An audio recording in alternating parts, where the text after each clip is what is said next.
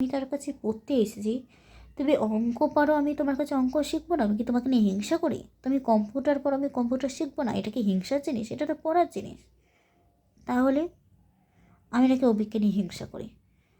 আমি মানে ও যেটা পারে ওকে শেখানোর কথা বলেছে, এগুলোকে পড়ার জিনিস, ওগুলোকে হিংসার কথা বলে? তাহলে অভিক সেনকারই শুধু মানে আমাকে গাড়িতে উঠিয়েছিল বলে কৃষ্ণা আমার ক্ষতি করতো? অভিজ্ঞ কিন্তু তাকে অভিজ্ঞের নামটা আসায়নি।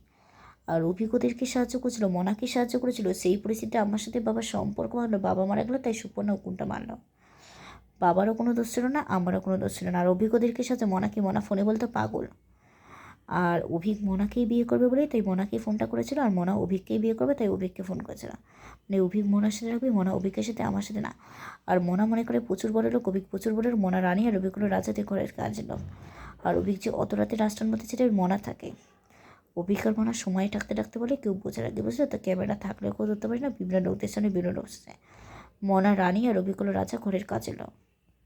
মনা প্রচুর বড় লোক, অভিক প্রচুর বড় লোক বাড়িতে জন্মগ্রহণ, মানে মনাও প্রচুর বড় লোক বাড়িতে জন্মগ্রহণ করছে, অভিক প্রচুর বড় লোক বাড়িতে জন্মগ্রহণ। মনা রানী আর অভিজ্ঞ রাজা ঘরের কাজে লোক। আর অভিজ্ঞদেরকে সাহায্য করেছিল, মনাকে সাহায্য করেছিল, সেই পরিস্থিতিতে আমার সাথে বাবার সম্পর্ক মানলো, বাবা মারা গেলো, তাই দ্বিতীয় দিন অপমান। বাবারও কোনো দোষ ছিল না, আমারও না।